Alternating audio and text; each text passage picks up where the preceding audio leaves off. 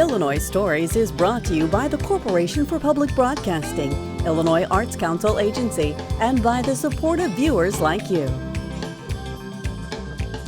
Thank you.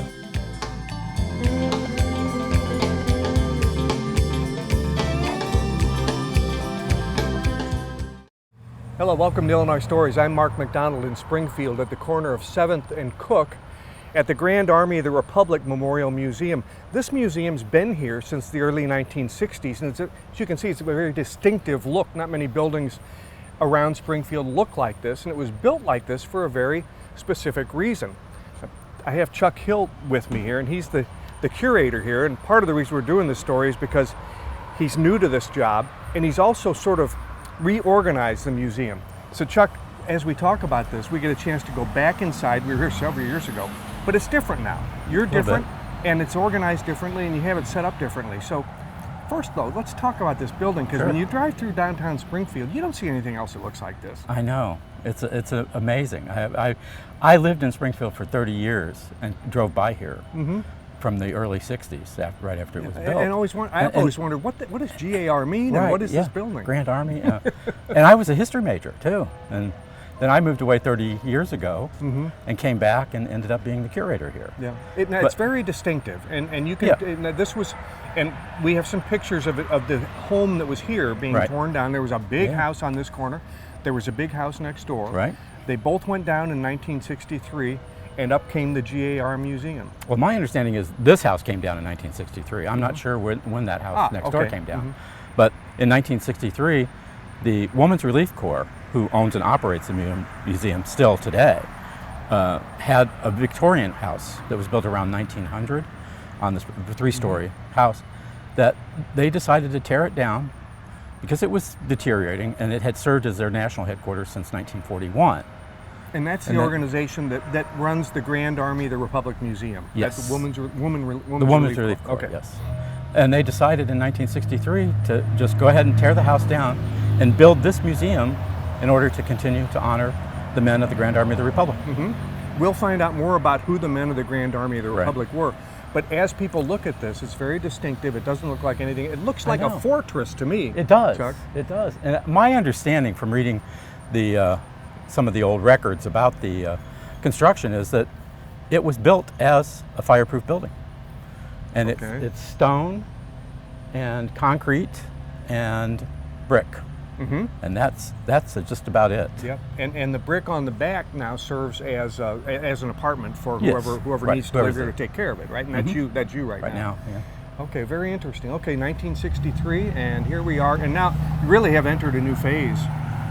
With you coming on and because you're a professional curator. I'm a retired at this kind of work for a long time. And I was an archivist and curator for 25 years. Yeah, you still are. And now I am. Yeah, I retired in order to become one again. Can we go and take a look? Sure. All right. Yeah.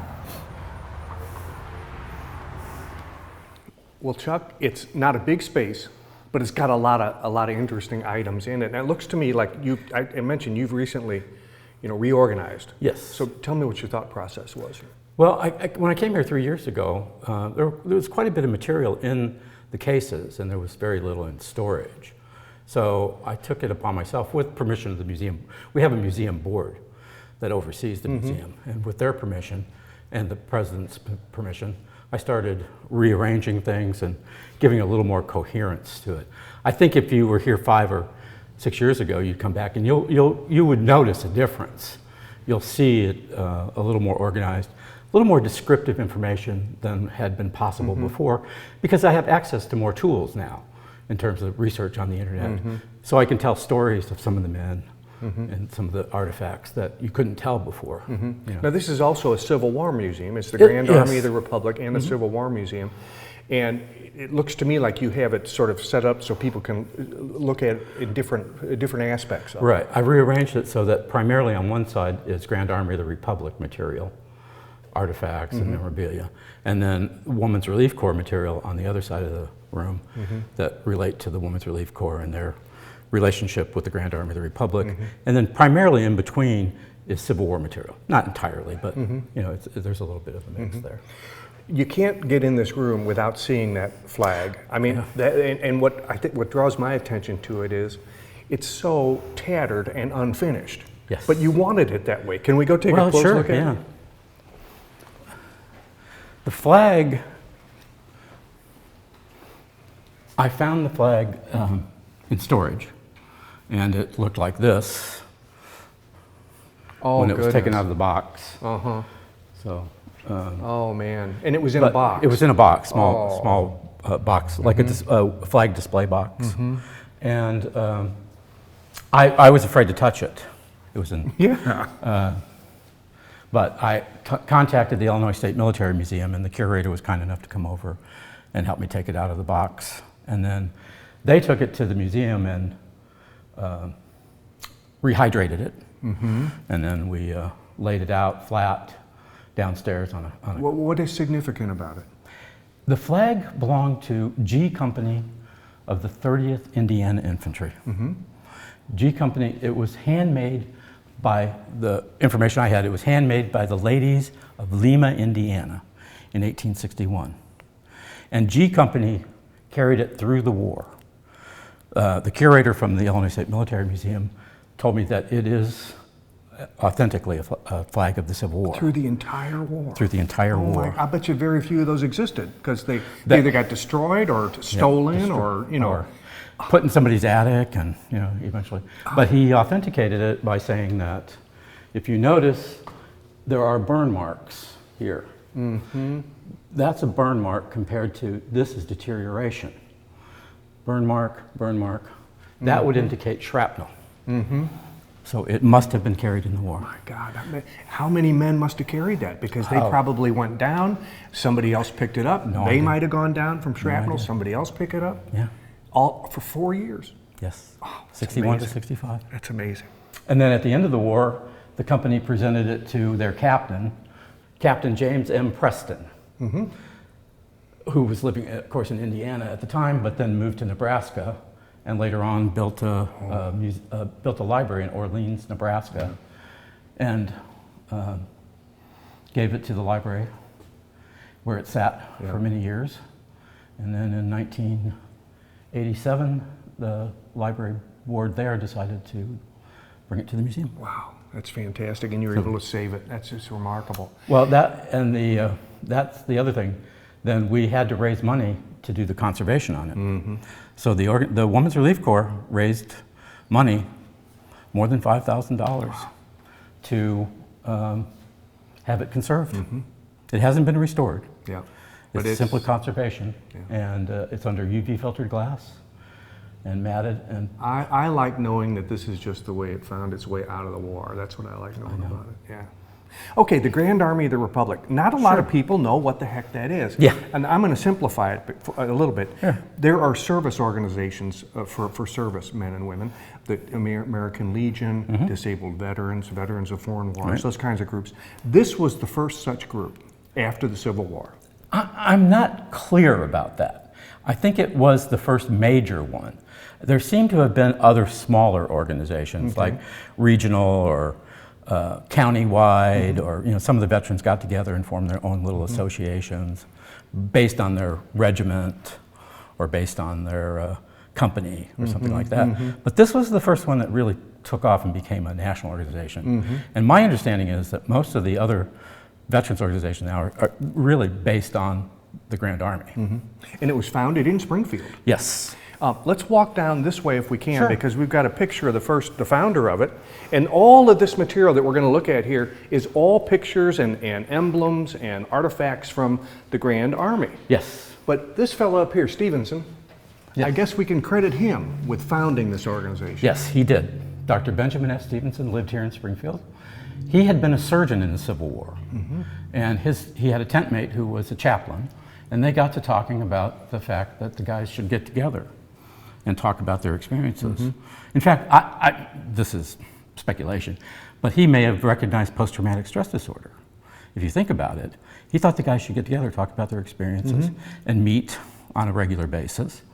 So they decided to form the organization, and every year, instead of having a convention, they had an encampment. So it was kind of like the Masons, or the Odd Fellows or things like that, but more along military lines. Do we have any pictures or examples at all of those encampments? Do you have anything? I don't have one specifically of an encampment, but I do have pictures of. Oh, sure. Here's the meetings that they would have. Sure. Now, this would have been what they called. This is the annual encampment in 1926. So you can see how small the group has gotten. Well, they're dying off, right? And in fact, once the last veteran from the Civil War, the Union veteran, died, the organization ended because they no longer needed assistance. Yes. Yep. So what a lonely thing that would have been for that last member. If my recollection is right, he died in 1956. Yes.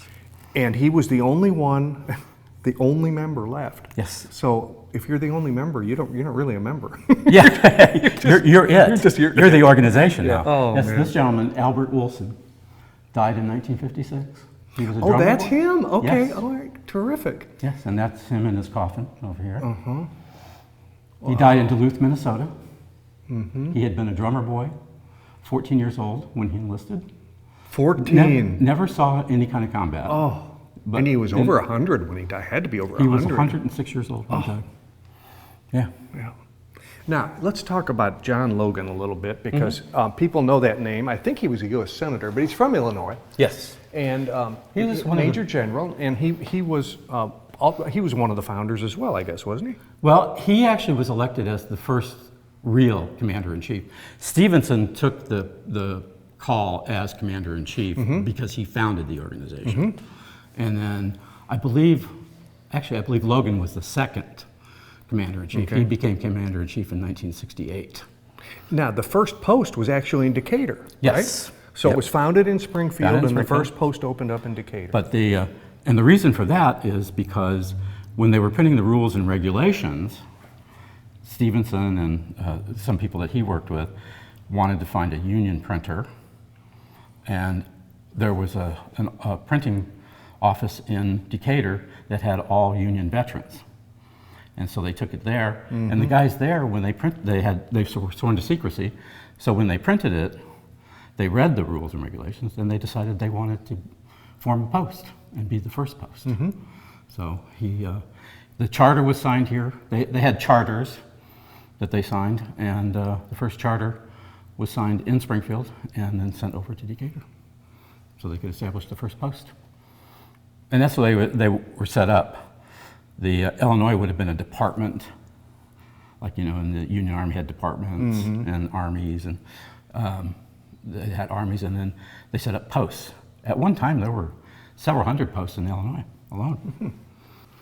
Well, Chuck, these encampments and the GAR itself, they had a lot of codified ways they did things. Yes. And for each member had a badge, Yes. right? And it was very interesting not only what was on the badge, but what the badge was made of. Right. How did they do that? The early badges, the way I understand it, and from this envelope, this is a copy of an envelope from a membership badge, that they captured Confederate brass cannons, and had them melted down.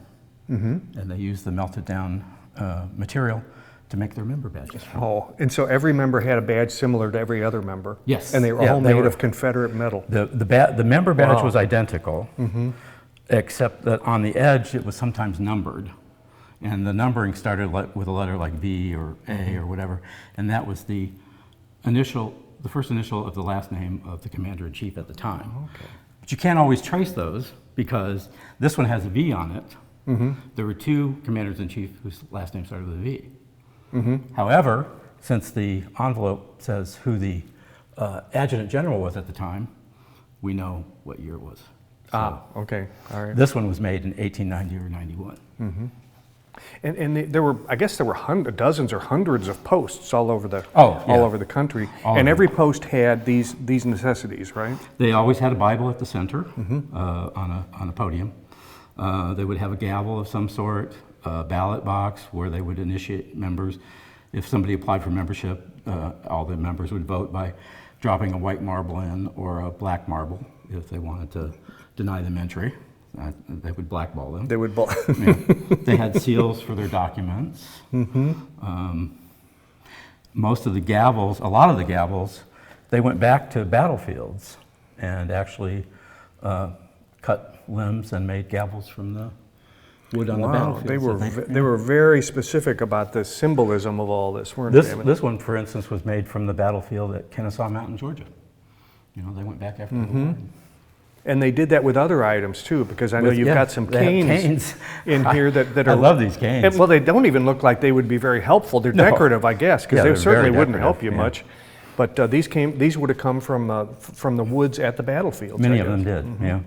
You can't always tell which ones for sure, but you know, a lot of them did come to the museum saying that they were made from wood from a battlefield. What great keepsakes. And they love their badges and ribbons. Oh, did they ever? Oh, gosh.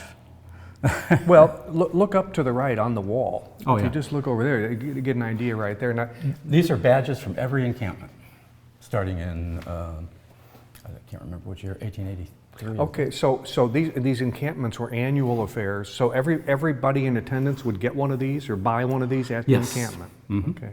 And sometimes it would be based on the state that they were from. But sometimes they were also, every delegate would have a similar badge. And it would say delegate or representative on it. And they're also different each year. Oh yeah, and they're beautiful. Somebody designed, was appointed to be the designer of each year's medal, and they probably worked years in advance, because that stuff doesn't just happen. No, they had to plan that out. Well, Chuck, this museum wouldn't exist if it weren't for the Women's Relief Corps. That's correct. Which came into existence, I guess, some 15 years after the war, because some of the Union soldiers, the Union veterans, were getting older. They weren't in the best of health, and they saw a need to help take care of them. Yeah, the way I understand it, the Women's Relief Corps was founded in 1883 as the official auxiliary to the Grand Army of the Republic. But it did have its roots in the Civil War. Women naturally got together to make bandages and clothing and ship stuff to the men in the field. They would have the sanitary commissions, and the sanitary wouldn't they? commission, yeah. And they'd raise money to help, yeah. And then after the war, when the Grand Army of the Republic was formed, of course you'd have that natural sort of socializing. When the men got together to meet at their post, the women would get together to socialize. And out of that really grew the idea that they should make this a more formal arrangement. And then it was founded as the Women's Relief Corps. And you have pictures here of, like, in the early days when they were assisting the veterans, and I'm sure that these photographs were taken under formal circumstances. But these women were probably doing, when you say relief, I imagine they were doing a lot of nursing and a lot of assistance financially and in other ways for the families of these veterans too. Yeah, it wasn't just the veterans themselves; it was also the widows and orphans. The Women's Relief Corps actually built some of the first soldiers and sailors' homes that later on became state VA facilities, like in Oxford, New York, Tilton, New Hampshire. The Grand Army of the Republic was a driving force behind getting the home in Quincy, and the Women's Relief Corps actually was there at the opening of that as well. I'll be doggone. Okay, well, we're very familiar with that in Quincy for sure. They also assisted, now this is an interesting story, because you wouldn't think that they'd have much to do with the Andersonville prison, but they stepped in there at a time when there was a lot of uncertainty what to do with this property. Yeah, the Andersonville prison site was well, of course, Andersonville was a very notorious prison, and many, many men died there. But in the 1890s, the Grand Army of the Republic Department of Georgia purchased the property and tried to keep it up. But their group was growing smaller, of course. And because the Women's Relief Corps is not found, you don't have to be related to a Civil War veteran or have a family member who served in the Civil War. It's open to any loyal woman. So it can keep going. The Grand Army of the Republic was an organization that was doomed to die. Once that last veteran goes, it's gone. But the Women's Relief Corps kept on going. So in I think it was 1896, the Women's Relief Corps took over the Andersonville property. They fixed it up. They took care of the grounds. They took care of the grave sites, and eventually turned it over to the Department of Defense as a a historic site, and it became not only a national cemetery, but a national park as well. And that's all thanks to the Women's Relief Corps. If it wasn't for them, it would not have happened. Chuck, we mentioned that it's also a Civil War museum. Anybody who's interested in this period of history would have a heyday in here, just going down this middle section here. But you pointed out that maybe the most interesting thing in the collection is this drum. And it's got a storied history, doesn't it? Oh, it does. Yeah, I think it's a fascinating thing. The man who owned this, Dennis Lovett, was a drummer boy. He enlisted, it said he was 18, but I believe he was only 14, according to census records. And he enlisted in the 67th Ohio Infantry. He documents a number of battles where he beat the drum for the sound of freedom, he called it. And then later on, at the surrender at Appomattox, he says that he beat Reveille on the occasion of Lee's surrender. Wow. And, you know, sometimes when you get these in local history museums and small museums like this, they come with a family history that is often suspect. But I did the research, and the 67th Ohio was bivouacked on the west side of Appomattox Courthouse during the surrender. So, and apparently the family of Lovett, this stayed in the family until they gave it to the Women's Relief Corps, and of course then to the museum. It came here in 1954. That's precious. Before the museum was built, actually, because the house that was here before also housed artifacts as well. They had a GAR room that included Civil War artifacts. You know, and we often overlook the fact that museums have archives and it's not always open to the public. And you have a collection here of some very, very rare documents. Yes. Can you show them to us? Sure. Yeah. First one, of course, would be, since we talked about Andersonville, this diary was kept by John Gorham. A prisoner there. A prisoner there, who was with an Indiana cavalry regiment. And he notes on May 27th of 1864, the old Dutchman hunting tunnels found 5. The old Dutchman was? Henry Wers. And Henry Wers was the commander of Andersonville, one of 2 men that was hung at the end of the war for war crimes. So he found that they were trying to tunnel out. He found they were, yeah. He often went looking for tunnels. We doubt that anybody ever made it. Yeah. And then he goes on to record. He records names, which is really good for family histories. I hope to get this transcribed at some point. But then he talks about the number of prisoners in the camp at any one time, and then the number of deaths from February to the 1st of September, 7,700. Oh my God. 7,575. They had all these thousands of soldiers. How big was Andersonville? I'm trying to remember. It was Just only a few a couple acres, acres, wasn't it? Yeah, just a few, very few acres. God. All housed in there. And then after he was exchanged, he left. He's the one that survived and left, and then went back and received his back pay, but he also got $71.75 for his back rations that he didn't get while he was in prison. Man, what a horrible experience. At least he lived. He lived, yeah. You've got an example of something called a parole. Yes, this is a parole issued at Vicksburg on June 1st, 1863, to a man named Henry Frizzell. He was in Company B of Missouri Regiment. This is a picture of him.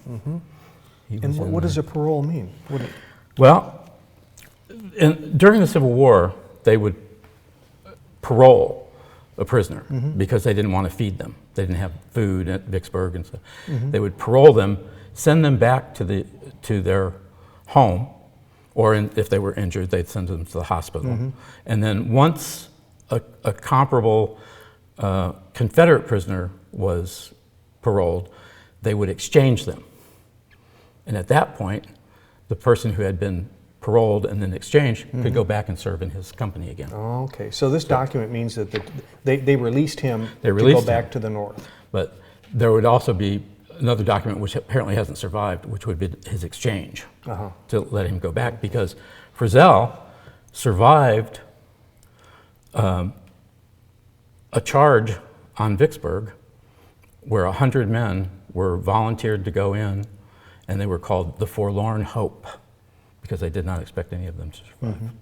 85% of them received the Medal of Honor. He was a rare one then, yeah, and got rearrested. And other documents that are kind of rare, I think are rare. I don't know how many you would find. This is a commutation. A commutation is a payment to the government to get you out of the draft. Oh. Because the draft was very unpopular in 1864. How much did he have to pay? He paid $300, which is a lot of money in 1864 dollars. But I checked census records, and he had a wife and 2 children. He was about 39 years old at the time, and he was a sailor, so I don't think he wanted to go in the Army. Nope. It's interesting to note that these items, donated items, are still coming into the GAR Museum. The revolver that you see here, and the rifled musket, and the bayonet and the scabbard, they were all recently donated, the recent acquisitions. It's very interesting to see history remain to be coming alive all the time. If you want to visit the Grand Army of the Republic Museum in Springfield at the corner of 7th and Cook, they're open Thursday, Friday, and Saturday 10 to 4. There's no admission, but your donations are encouraged. With another Illinois story in Springfield, I'm Mark McDonald. Thanks for watching.